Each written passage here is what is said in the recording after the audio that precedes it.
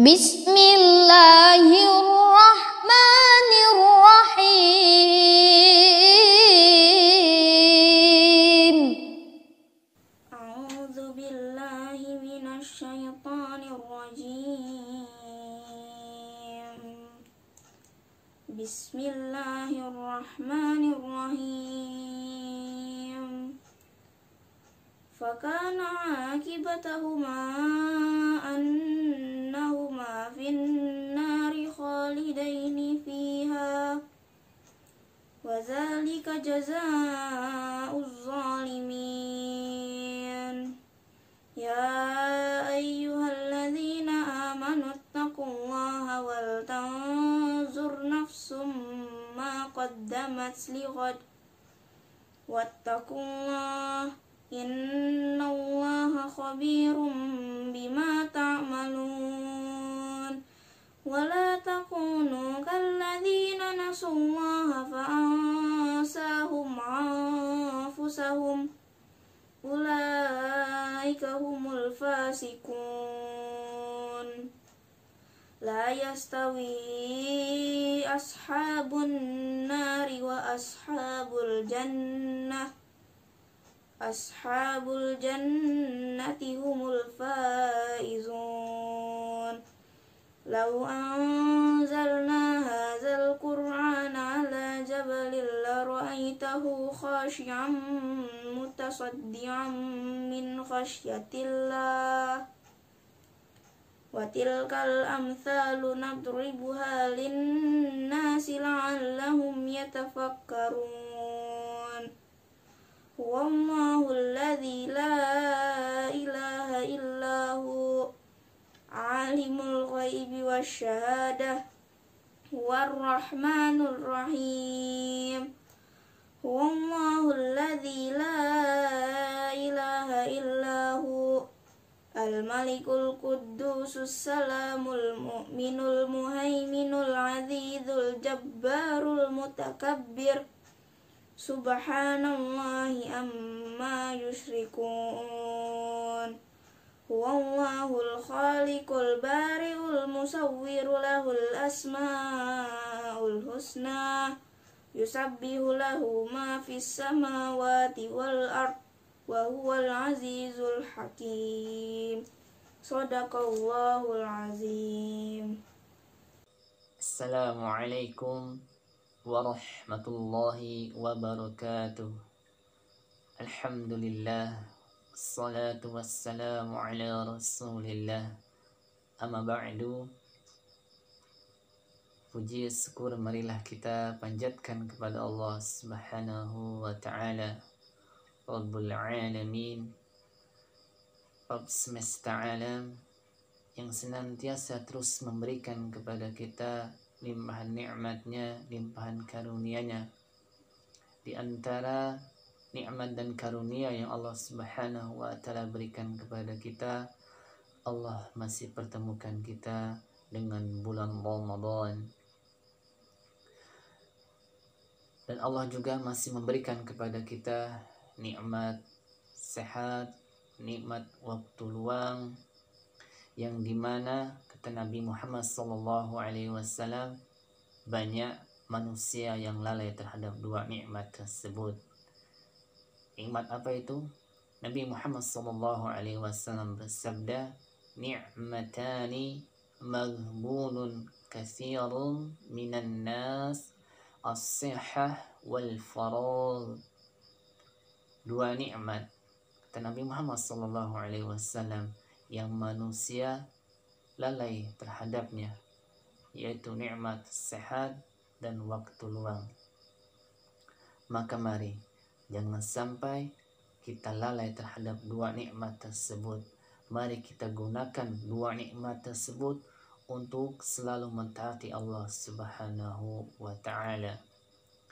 Salawat dan salam semoga tetap tercurahkan kepada Nabi Muhammad sallallahu alaihi wasallam.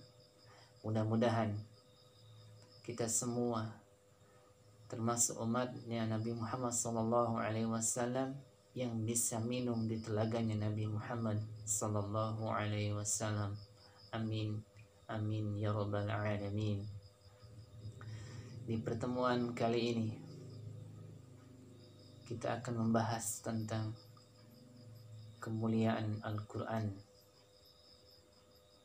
Kalau kita mau memperhatikan, ketika Al-Quran turun kepada sesuatu, maka sesuatu tersebut akan mulia.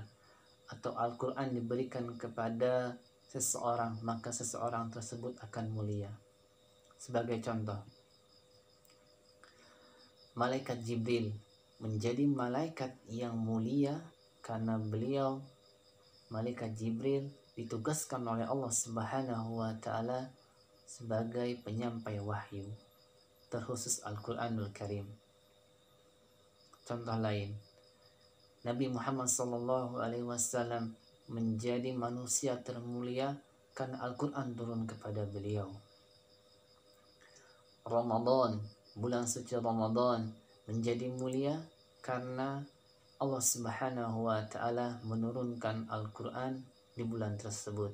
Sebagaimana firman Allah Subhanahu wa Ta'ala dalam Quran surat Al-Baqarah ayat 185, Allah Subhanahu wa Ta'ala berfirman, Syahrul Ramadan alladzi unzila fihi al-Quran huda lin-nas. Bulan Ramadan adalah bulan di mana Al-Quran diturunkan kepadanya sebagai petunjuk bagi manusia. Itu tadi di antara contoh-contoh ketika Al-Quran datang kepadanya, turun kepadanya, pasti akan mulia. Oleh sebab itu, apakah kita tidak ingin mulia dengan Al-Quran? Sebagai seorang yang diberikan akal sehat, tentu kita menginginkan kemuliaan dari Al-Quran. Lalu bagaimana langkah kita agar mendapatkan kemuliaan dari Al-Quran? Karena kita otomatis tidak mungkin Al-Quran akan diberikan kepada kita, dan kita pun tidak mungkin akan menjadi malaikat sebagai pelantara wahyu. Yang bisa kita lakukan adalah kita minimal kita membaca Al-Quran. Terlebih sekarang di bulan yang mulia, di bulan Ramadan, tingkatkan membaca kita terhadap Al-Quran, tingkatkan interaksi kita dengan Al-Quran, tingkatkan yang biasanya kita membaca, tingkatkan menjadi mentadaburi isi Al-Quran, menghafal Al-Quran. Jangan sampai di bulan yang mulia ini kita masih tetap lalai, kita masih asik dengan gadget kita, dengan smartphone kita. Terutama Ustadz mengajak kepada anak-anak Ustadz di SMP Muhammadiyah Amah Dahlan untuk bersemangat di dalam membaca Al-Quran, untuk bersemangat menghafal Al-Quran, karena sungguh orang tua kalian itu pasti akan bangga ketika kalian hafal Al-Quran. Apakah engkau tidak ingin, wahai anakku, ketika nanti di akhirat kelak engkau memberikan satu mahkota, yaitu mahkota dari mahkota penghafal Al-Quran kepada kedua orang tua kalian? Yakinilah, pasti kedua orang tua kalian akan bangga terhadap kalian. Selain itu, ketika kita banyak berinteraksi dengan Al-Quran, ketika kita banyak membaca Al-Quran, insyaallah ta'ala Al-Quran akan datang di hari kiamat kepada para pembacanya, kepada para penghafalnya, menjadi syafaat baginya. Saat dimana di hari tidak ada pertolongan kecuali pertolongan Allah Subhanahu wa Ta'ala, di antara pertolongan Allah Subhanahu wa Ta'ala melalui Al-Quran. Dan Al-Quran akan memberikan syafaat kepada siapa? Kepada para pembaca, kepada para penghafalnya, kepada para orang-orang yang mengajarkan Al-Quran dan mempelajari Al-Quran. Sebagaimana Nabi Muhammad SAW bersabda, Iqra'ul Quran ya'ti yaumal qiyamah syafi'an li ashabi. Bacalah Al-Quran, karena sesungguhnya Al-Quran akan datang di hari kiamat menjadi syafaat terhadap orang-orang yang membaca, menghafalkan Al-Quran. Maka daripada itu Ustaz mengajak kepada diri Ustaz pribadi dan umumnya kepada anak-anakku, mari di bulan yang mulai ini tingkatkan membaca Al-Quran kita, tingkatkan menghafal kita. Mudah-mudahan Allah Subhanahu wa Ta'ala memudahkan kita untuk menjalankan ketaatan kepada Allah Subhanahu wa Ta'ala. Kami akhiri. Assalamualaikum warahmatullahi wabarakatuh.